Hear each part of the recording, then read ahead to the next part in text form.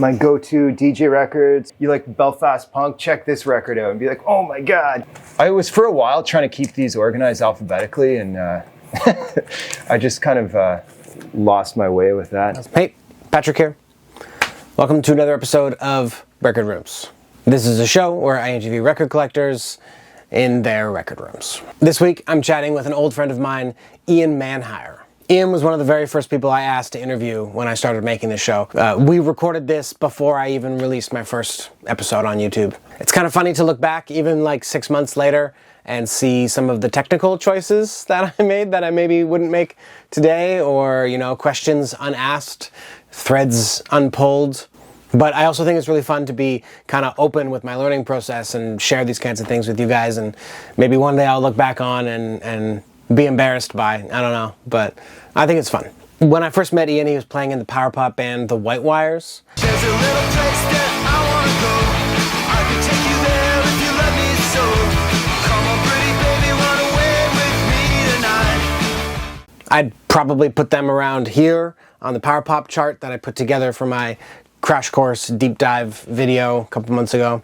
He also played in a band called Sedatives, Uranium Comeback, and for a short time he ran his own record label called Going Gaga Records, which also had like a little weekend festival that eventually kind of morphed into Ottawa Explosion Weekend. On Going Gaga, Ian released a lot of his own bands, but he also kind of acted like sort of like a scene label for Ottawa and Montreal bands in like a specific era. Probably the most notable of the bunch, Peach Clay Pop got her start on Going Gaga Records, which makes sense because she was also the drummer in White Wires. These days, Ian stays busy with the Retrospecs. We go into the backstory, but essentially it's like a solo synthy COVID project come to fruition. And you'll no doubt notice his wall of gear that lives behind him in this interview.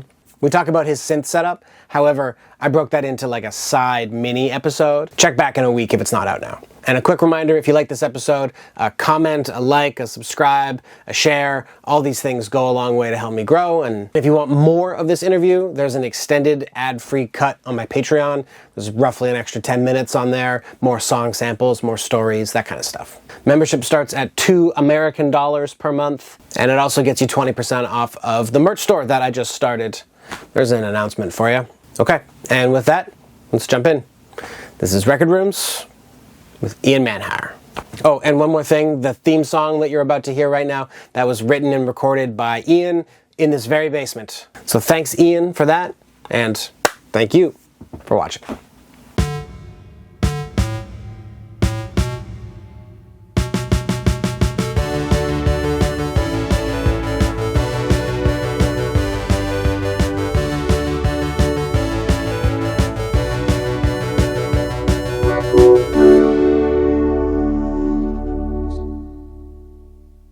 Hi, my name's Ian Manhire. I collect a lot of pop records, a lot of punk records. I like italo-disco. I like new wave, a lot of 80s stuff, a lot of 70s stuff. I like private press records. I like records that sound good, you know, stuff that I haven't heard before. I like stuff that other people haven't heard before too. That's exciting. And that's my record story right there, I would say. I play in a band called the Retrospecs. Played in the White Wires, played in Sedatives, played in a lot of bands. Currently playing with Andrew Vincent too. Love playing music of all kinds. Play the drums, play bass, play keyboard, synthesizer, guitar, whatever I can get my hands on. I mostly know you as a guitar player. Is that right? Yeah. That's cool. Yeah, and I guess cool. Synth as well, right? Yeah, like now the Retrospecs, for sure. Yeah. It's really great to have you back with the Retrospecs because, like, I feel like your musical voice is so identifiable to me. Oh, cool. Because I have so many White Wires records. Awesome. And I saw you guys so many times at the time that, like, in a blind taste test, whatever it is, I could pull like an Ian song out of the woodwork. Amazing. Yeah. As soon as you sent me the Retrospect stuff, I was floored. Oh, really? Oh, yeah. Oh, love it. Yeah. I mean, definitely there's like a lot of similarities between that band and White Wires, I think. Like songwriting, direction, it's like feel-good music, poppy, major key, fun songs, party songs, you know, like the kind of driving idea behind both of those bands is really very similar. And like, I think that's probably hopefully recognizable and like identifiable to people who've heard my other bands. Yeah. I'd say so. Yeah. It's like the electronic White Wires. You got a drum machine now. Yeah. Synthesizers all over the place. It's Totally. Yeah. When did you start collecting? I was in high school. I'd say it's probably late 90s. Yeah, probably 97, 98, something like that. Yeah, I love singles. Yeah. I mean, I also love LPs. Jeez, I got a lot of both of them. I'm not like not a hoarder. But I don't get rid of them either. I keep records. I never sell them. I never like trade them in. Very seldom do I like buy a record and then say goodbye to it later on. I pretty much keep everything that I buy. You don't purge ever? No, which is I think that's kind of unique. Like It is a lot of my friends who collect records, they go through and they listen to something, they think they're never going to listen to it again, and then they part with it. Whereas if I don't like something today, I always put it in like the kind of the category that like, oh, you know what? One day this is a future banger. I'll listen banger. I'll listen to it one day. Yeah. When I started buying records, actually, I remember the first record store I went to was with my buddy Johnny O. Took me to Birdman. I think I was in 11th grade or so, and he's like, "Oh, come down, check out this record store with me." So we cruised down there, and right away I was like, "Wow, this is an amazing world!" Like I was buying CDs and tapes and stuff, but hadn't really been exposed to people buying records, and like gradually, mostly like buying stuff when I'd go see a show. If the band had records for sale, I would buy it there. I've got a pretty vast kind of like snapshot of my musical taste in my life based on the records I have, and they're personal to me in that way too. Is like, oh, I remember like going to see this band in like when I was 25 or something, and I bought this record off them at the show. So they're kind of like personal artifacts too that I like to take care of. And sometimes songs have like a different meaning based on like when you listen to it, when you play it, and who you're playing it for, and what their background is. Some people will bond over a record that like most people have never heard of or don't know or haven't discovered yet. But yeah, I think that's a pretty cool thing about caring about these things and playing them for your friends and DJing them and taking them out and stuff. Yeah, it's like a shared language between people who might not necessarily have so much in common, right? Yeah, absolutely. What was the early record that like really pulled you in to like not just music but like vinyl? My aunt was a punk rocker and a really cool lady, and she gave me some of her records because she's like, oh, I don't listen to this shit anymore. You can have it. And like she gave me crazy records all the time. Like she gave me the Vile Tones. The 7-inch? Yeah. Hell yeah. Yeah, she gave me the Action, Montrico. Yeah, like some really cool stuff from like Ottawa area. Do you still have those? Yeah. Oh yeah, of course. Are they accessible? I was for a while trying to keep these organized alphabetically, and I just kind of lost my way with that. That's Montrico. There it is. Is that TV's on the blink? TV's on the blink. Well, my TV's on the blink and I'm a good say, 'cause I got the money, things up the spray. I said my TV's on the blink and I'm a guy. Probably, I mean, top 2 Ottawa punk songs to me. Absolutely. Yeah. Next being the Red Squares, Ottawa Today. I would say Bureaucrats. Bureaucrats, killer. Yeah. It's Ottawa to die. This is what we say. How would you someone I thought was mine? She said she'd stay with me till the end.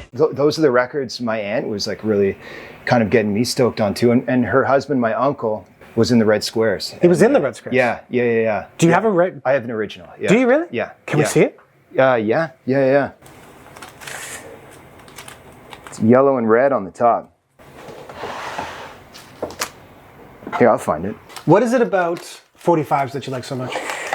I mean, I love the commitment of like, this record has 2 songs. I love picture sleeves too.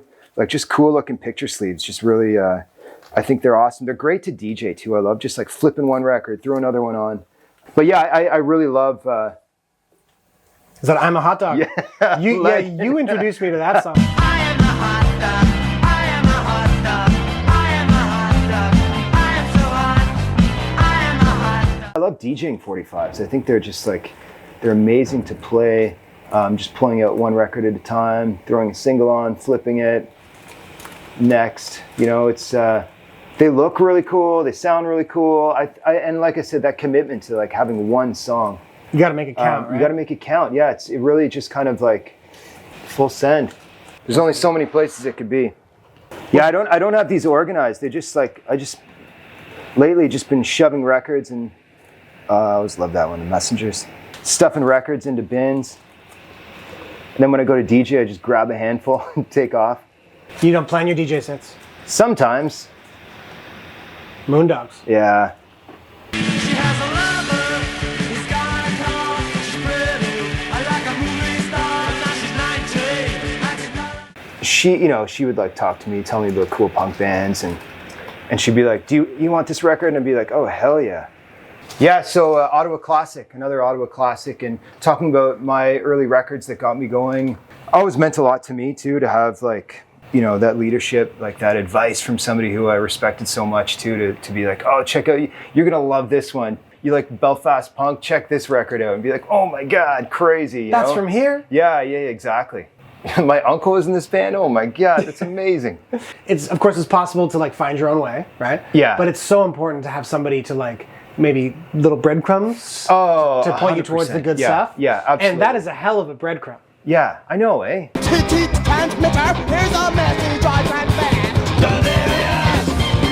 A vision of the mind. So what's your philosophy behind what you buy?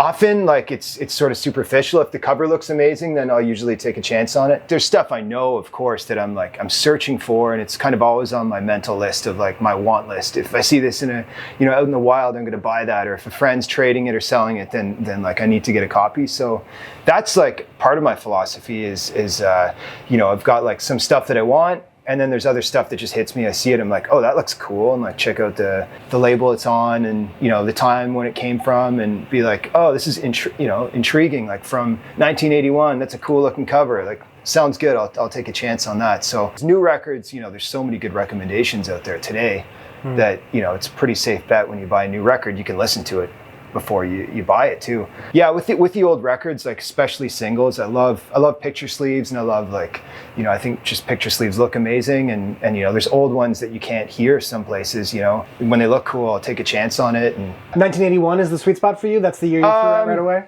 Yeah, I know, eh? Like definitely like that like 77 to like 84 is like a big sweet spot for me. I'd say probably half of my records are from that period in time. A lot of stuff from like the era when I was playing in bands too. Obviously, like going to lots of shows, playing with lots of bands. I love to support and buy their records. So a lot in that period. But yeah, my sweet spot, yeah, in like that, you know, punk rock and early punk stage into like new wave and, you know, the italo-disco stuff that was all happening in that period. Like the advances in technology with music too in that period, where like, you know, people could make their own records, and like with synthesizers and MIDI getting invented in 1983, like things just like exploded. And this is kind of my like in high rotation kind of singles and stuff, or if like I'm playing at a certain show, I might pick, you know, some certain records to go out. But like, you know, my bangers, Crush, He's a Rebel. When I saw him riding down the street, he looked so good to see. I did. Ice Bar, Trans-X, Living on Video. Möchte ein Eisbär sein, im kalten Polar.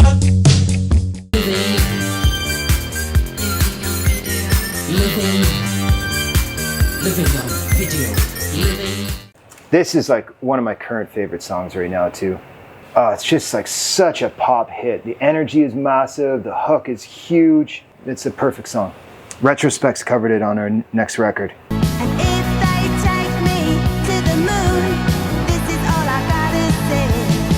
I said, fly, fly. I don't know what it is about like the desire to have something that like other people don't have, but there's some of that going on too. Like I love playing records when I'm DJing or when people are over, that they're like, what is that? You know, that's cool. The other night I was DJing, and the best compliment I got was a woman came up to me and she's like, I love your set. It was awesome. She's like, I was trying to Shazam your songs, but they weren't on there. And I was like, yeah, it's amazing. That was like so cool. It was like, oh, I dug up some cool stuff to play. Too rare for Shazam. Yeah. It's like t-shirt. Yeah. It's like old soul DJs used to like peel the label off, so that sick. other DJs couldn't see what they were playing. Amazing. So that only I have this record. Yeah. But with that in mind, like there's a natural sort of exclusivity to having a lot of records, to having sometimes very rare records, or even just obscure records. You seem like the kind of guy you like to share your stuff. Like you like to play it out. You like to play in front of people. Yeah. I love like at shows when they have bands playing and DJs between the bands. I love to be in that environment. And it's a really fun energy to pursue and to kind of like explore those kind of records where like you're playing other people's like, you know, new obsession. Like they want to find out what that is, and like, what is that? Where'd you find that? You know, that's part of my record journey, is like finding those things, and like, you know, great DJ sets. Yeah, to me, I feel like sharing is like one of the best parts about it. Yeah. This whole series, like this whole channel that I'm doing, is kind of to open that up, like that music discovery to people who might not necessarily, they're not even going to be at your DJ set, but they might be able to watch it on YouTube, and they can go like straight to the deep end. And that's what the internet is good for. Oh, right? yeah. There's lots of things it's good for, but to me, it's music discovery. Right? Yeah. Do you have any rules when it comes to what you buy, what you listen to? I mean, I don't spend a lot of money on records. I'd say that's a rule. I think if it's going to be really expensive, I go looking for something else. And it's like, I'm not like obsessed with owning something. You know, that's not really my that's not my drive. And I'm not judging people that do. Like, sounds like I am. I don't spend big money on records. I'm not like a completist. I don't have to own something. I'm okay if it like, my friend has it and I don't have it. Like, I'll go to their place to listen to it. Like you can DJ from a compilation? Oh yeah. As long as no one's looking, but like, yeah, I would, and I have. I still do. My go-to DJ records, got some Barry Blue.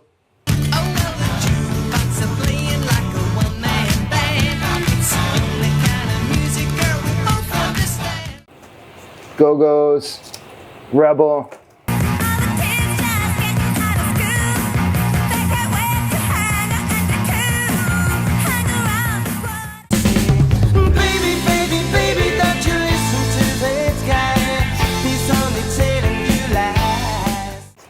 More Trans-X, Jimmy Cliff, got the Nerves.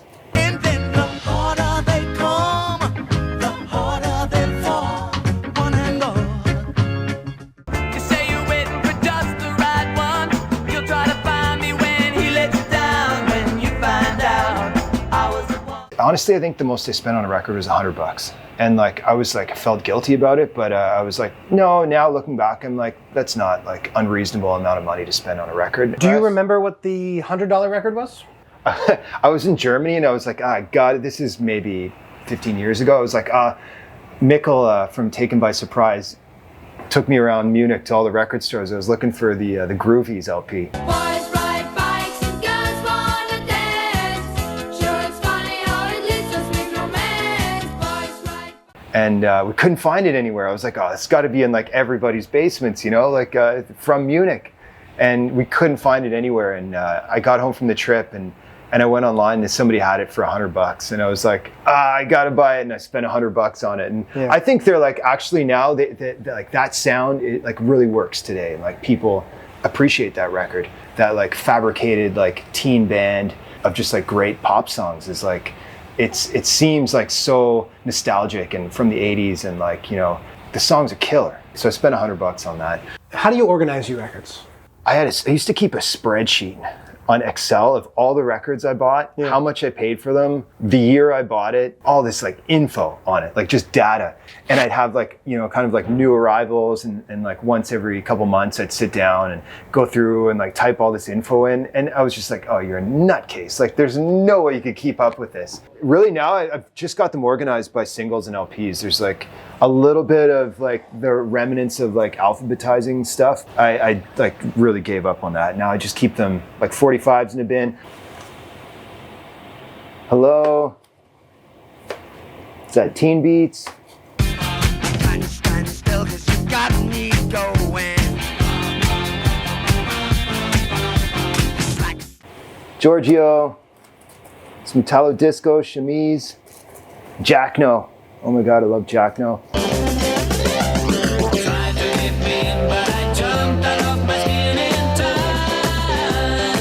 Cause she knows you want me.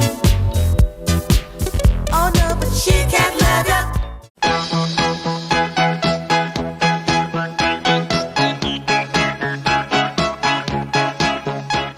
Hey, quick interruption here to remind you that there's an extended and ad-free version of this interview on my Patreon. Membership starts at $2 a month and it automatically gets you included into the monthly rare record raffle I do, and it gets you a 20% discount on the merch store that I just started. I know you as a mega Giorgio Moroder fan. Giorgio is interesting because he's got like kind of two halves to his career. He's got his like his junk shop, his glam stuff, and then he's got his electronic stuff. Yeah. And I believe you're a fan of both sides. Oh, absolutely, yeah. If you had to pick one favorite from each side of that coin, Yeah. what would it be? Ooh, I mean, Son of My Father from like the junk shop glam side of things, like was probably the first Giorgio song that really like caught my attention and moved me. And I was like, what is this? This is wild. Like these sounds he's making and these synthesizers and like this pop music is so rich and strong.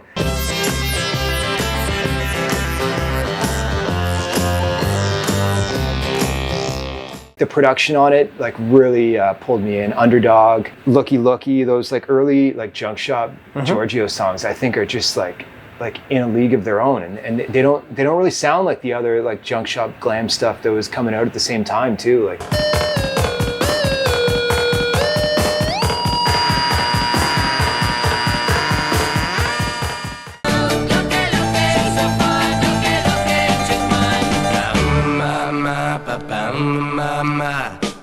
like specifically Giorgio's bass with synthesizers is like really unique. That was like a thread that tied like his junk shop glam into his like, you know, italo-disco and his like disco productions and like the records he produced as well. Like the bass is always really strong. Like Giorgio came up with that like dugga dugga dugga dugga dugga dugga dugga dugga dugga, and he was using like delay and like basically like an octave.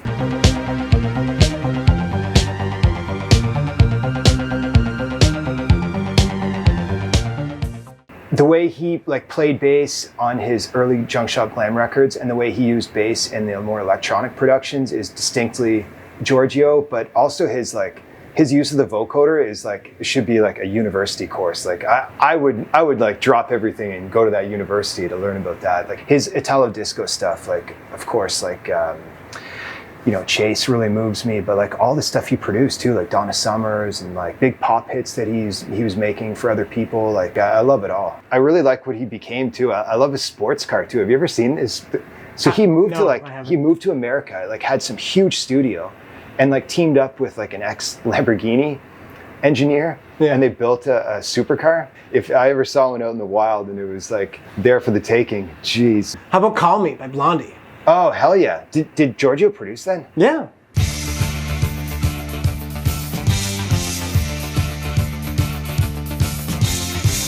He's all over so many recordings. And like, I really like Baby Blue also. That one kind of crept up on me like more recently, and I was like, oh, this song's actually like such a hook. What a banger.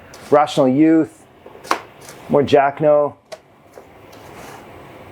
Arabesque, love it.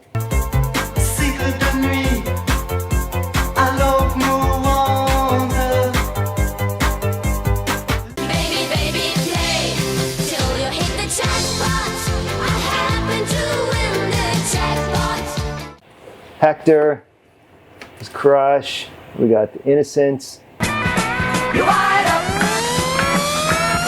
You wide up. You wide up. I swear will this one way love ends. So babe, I wanna. Whoa, you have an original Innocence? Yeah, no picture sleeve, but Yeah, I mean the picture sleeve is crazy rare. yeah. Every Wednesday night is 8. You say please. Mean On Bean? Martin's label, yeah, Mean Bean. That's a killer track. Postcode messages straight from your heart.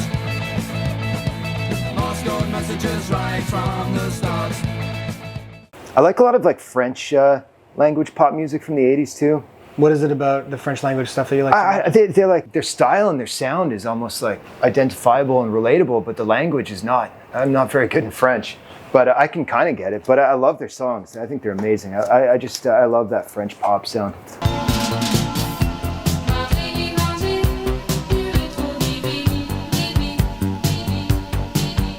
I've been listening a lot to Phil Seymour. Yeah, oh, and like, gotcha. And like, you find those records for like $2. But they're kind of worth $2. Like they're worth $100 in culture. Yeah, right? yeah. I guess what I mean to say is that there's great records that cost $2. The value of them, you know, what other people are willing to spend on it is sort of irrelevant to me. And I'm like, what does this record mean to me? Like I bought it, like Phil Seymour record probably for $5 or $10, and have played it more than like most of the other records that I own. You got the mileage out of it. I treasure that record. I love that record. It sounds amazing, and I know I can get another one if I need to. 'Cause it's you.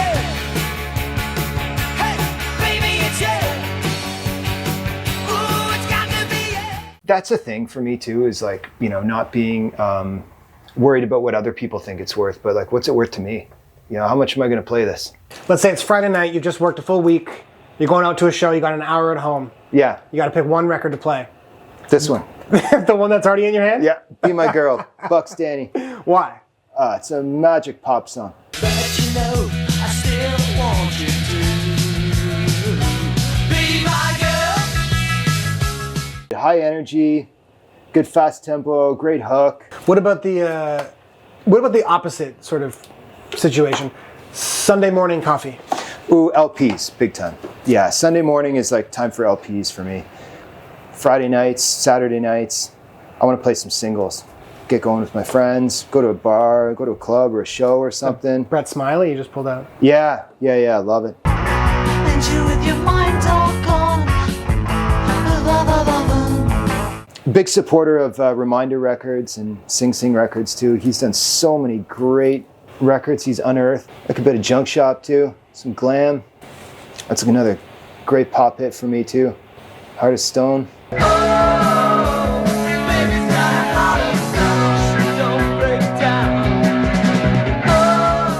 What else we got in here? Do you find singles are harder to find? I don't know. The search for them is definitely exciting. Saturdays in Silesia, holidays. Like any one of these could be in some like random bin in a store, and like you know, you'd take a look at it and be like, oh my God, that's a cool looking record. I'll take a chance on that.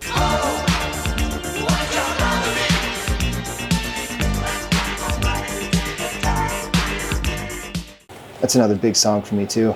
Gary Valentine. Gary Valentine. Yeah, that's a classic.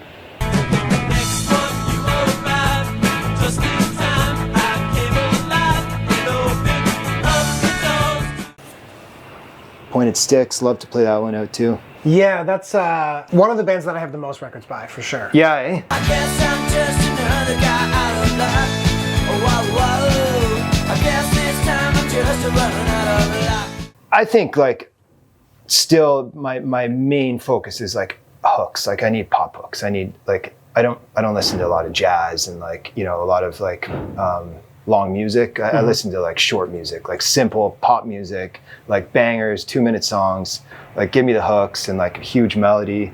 That hasn't changed, which is like really interesting. You know, when I was like 18, I was listening to a lot of like, you know, Warped Tour and like Epitaph and Fat Records and stuff, you know? There's always like a little bit of like trendiness in music too, and like bands are in a certain flavor.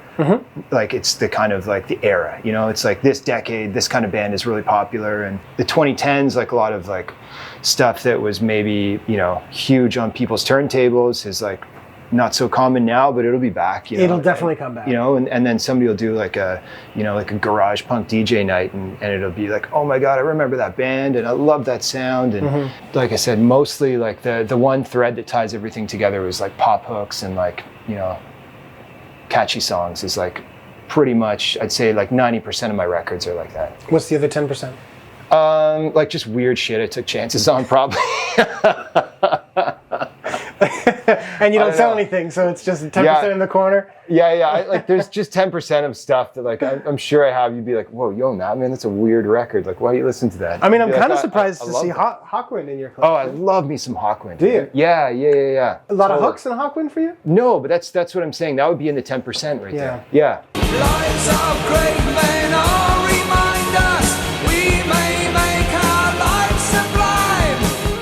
When I first met you, you were still doing Going Gaga Records, your record label. Are there any records from that era that hold up as favorites today? I loved all those bands that I got to work with and put out records for. Peach Kelly Pop for sure.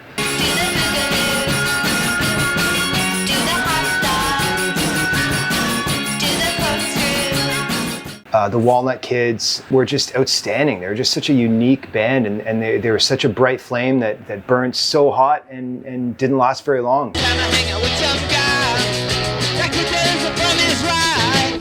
All he got I started it to put out my own stuff, and the first two releases were my own bands, right? There was White Wires and Sedatives.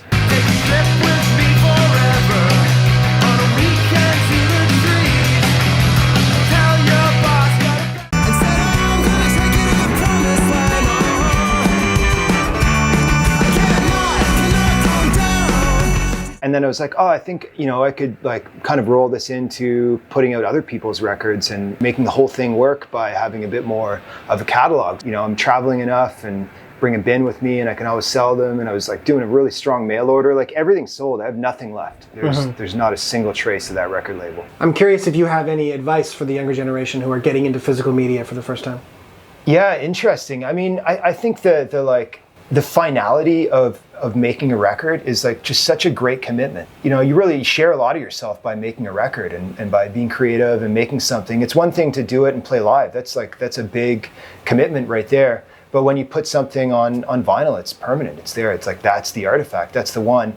And my advice would be like make that record and then make another one and like make another one after that. It's like there's not one record. Like this idea of like perfection and finding like the exact thing you want to do. It's like, I think that is maybe for some people that's the way it is, but for me, it's never been that way. It's like when I hear what I've done, it never sounds like the way I thought it was going to be. And it's like, okay, cool. What did I learn? Like, what did I, how would I make the next one? What do I want to do with that sound and take it to the, to the next record? I think it's brave to be like really committing yourself to a record like that and putting something on vinyl. And it's a great pursuit. And if, more people were doing it, there would be like a lot of opportunities to go find cool stuff and hear cool stuff. And people are kind of like developing in a community together as like musicians or as bands and creating a sound.